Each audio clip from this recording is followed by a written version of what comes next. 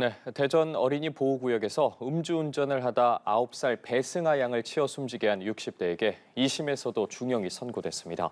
하지만 유가족은 사법부가 되려 후퇴하고 있다며 처벌이 더욱 강화돼야 한다는 입장을 드러냈습니다.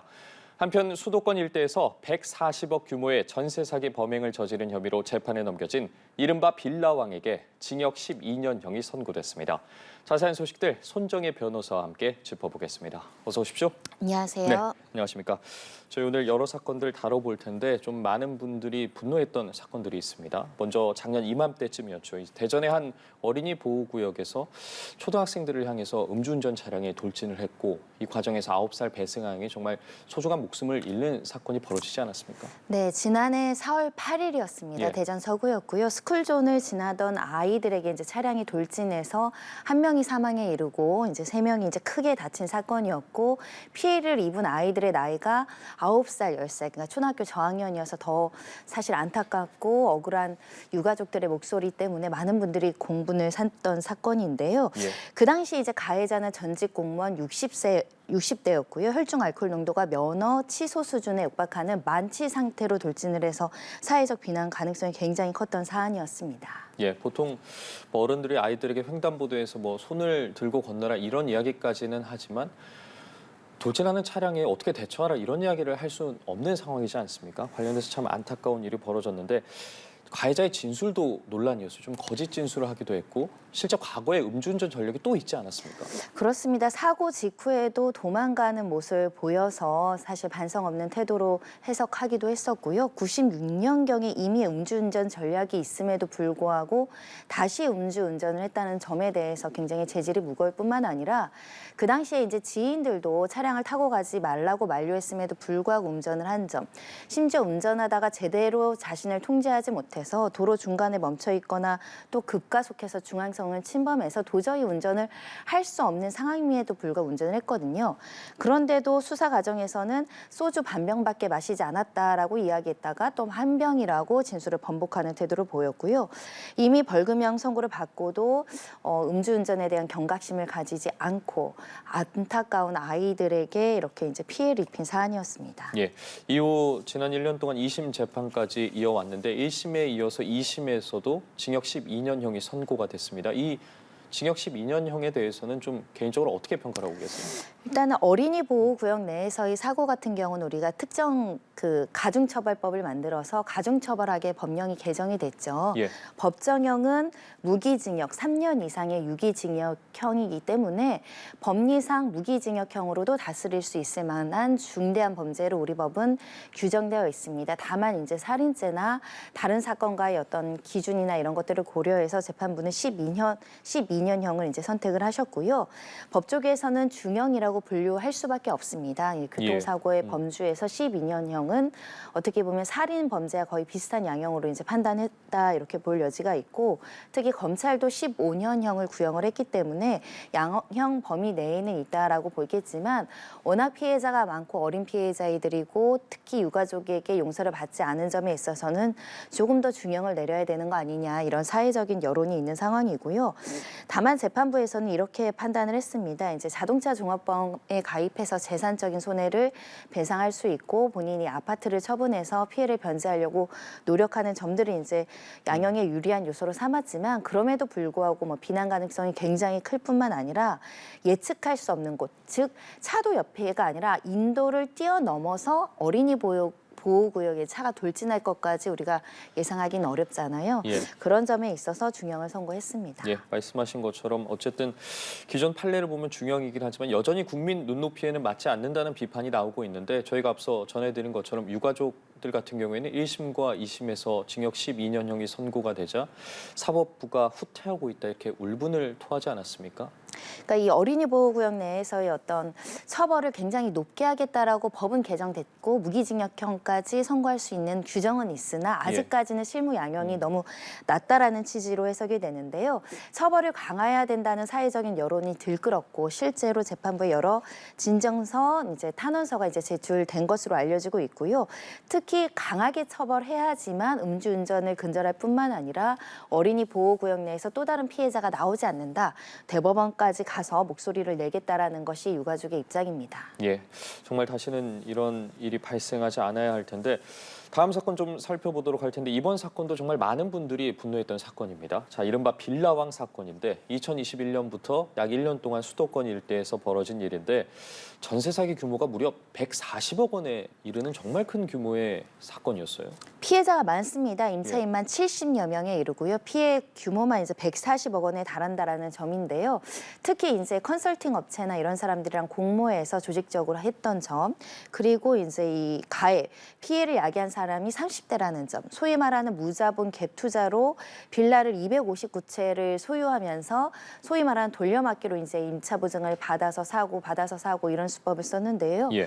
결국에는 정상적으로 보증금을 반환할 능력이 없음에도 불구하고 이렇게 전세 계약을 하고 돌려주지 않았고, 특히 본인이 무자본으로 이렇게 갭 투자하는 것을 임차인들에게 제대로 알리거나 설명하지도 않은 점, 그래서 이제 사기죄로 기소가 됐고요.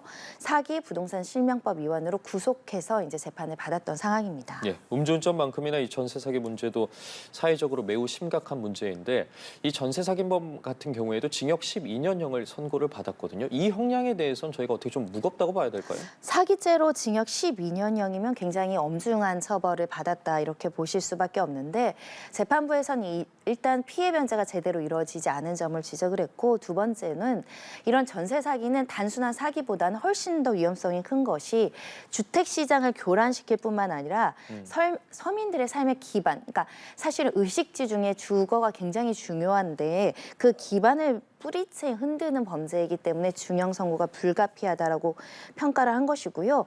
특히 이 보증금을 처음부터 이렇게 어떻게 보면 259채를 계속 사들였을 때는 본인의 어떤 탐욕, 그러니까 욕심 때문에 벌어진 일인데, 자신의 탐욕이 남에게 피해를 준다는 점에 대해서는 인식을 해야 되고 멈춰야 됐음에도 불구하고 지속적인 피해를 야기한 점, 그래서 비난 가능성이 매우 높다라고 재판부는 설명을 했습니다. 예, 앞서 말씀해 주신 것처럼 피해를 본 사람만 70여 명에 달하지 않습니까? 좀 엄벌도 엄벌이지만 이 피해자들이 좀 돈을 돌려받을 수 있는지에 대해서도 관심이 쏠리거든요.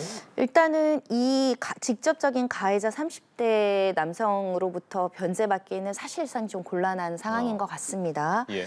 그래서 이제 전세 사기 특별법으로 전세 사기의 어떤 서민들을 좀 구제해줘야 된다라는 입법의 움직임이 있었고, 지난 국회부터 22대 국회부터 뭐 여러 가지 21대 국회 여러 가지 법안이 나왔는데 사실은 논의하다가 제대로 통과되지 않은 점도 있고, 정부에서는 일부 선구제 후 구상을 한다라는 여러 가지 대책도 마련하고 있어서 가능한 한 전세 사기 특별법으로 일부는 구제될 가능성이 있지 않을까. 전세 금액 내용이나 이런 것들 구체적인 사람마다 조금씩 이제 지원받는 금액은 다르지만 이런 경우, 그러니까 사기로 처벌받는 사람까지는 구제가 될 가능성이 있지 않을까 생각하는데요.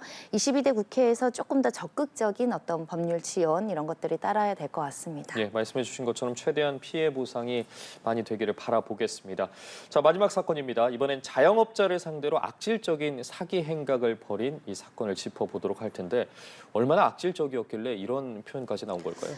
굉장히 사실은 조금 재질이 좋지 않습니다. 그러니까 예. 전국에 수백 곳에 그냥 동시다발적으로 하루에 10군데, 20군데 전화를 돌립니다. 뭐 맛집으로 검색되는데 음식점 이런 곳에 돌려서 예. 본인이 사 먹지도 않아 놓고 음식 먹고 장염에 걸렸다. 마치 뭐 법률가처럼 행세를 하면서 영업정지 시키겠다, 신고하겠다라고 업주를 상대로 압박을 해가지고 허위로 합의금이나 치료비를 이제 배상을 받았던 사안인데요.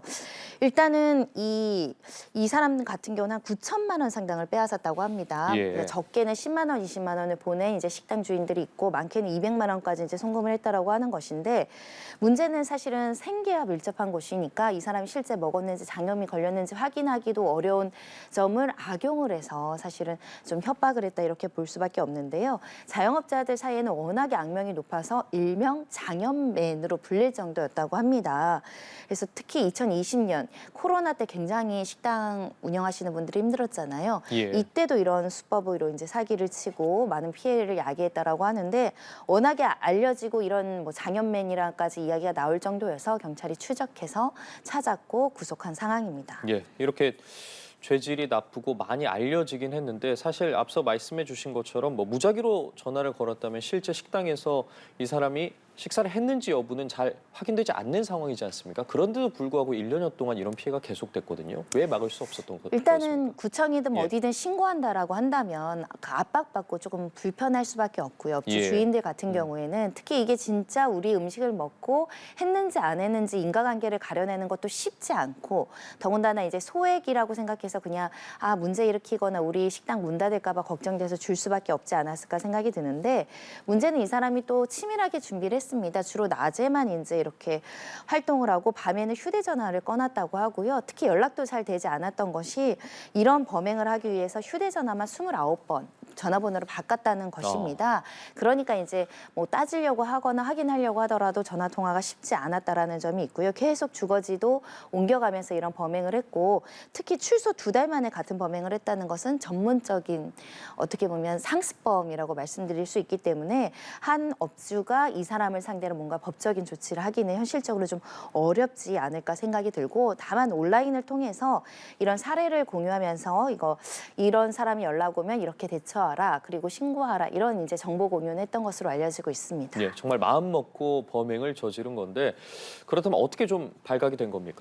일단은 이런 사람이 있다라는 것이 이제 알려진 이후에 이 전화를 받은 업주가 신고를 했고요. 그 전화번호로 통신을 추적을 해서 위치를 이제 파악을 했고 그 위치 위주로 이제 탐문 수사를 벌여서 경찰이 이제 추적 끝에 이제 검거를 했다라는 것이고요. 예. 사실은 이 검거하는데도 전화번호도 여러 번 쓰고 밤에는 핸드폰 꺼놓고 했기 때문에 쉽게 추적하기는 어려웠지만 다행히 이제 잡았고요. 일단 과거에도 비슷한 수법으로 이제 처벌받는 전력이 있기 때문에 이번에도 상습성으로 이제 좀 가중 처벌되지 않을까 예상하고 있습니다. 예, 알겠습니다. 오늘 각종 사건 사고 관련해서 손정혜 변호사와 함께 짚어봤습니다. 말씀 고맙습니다.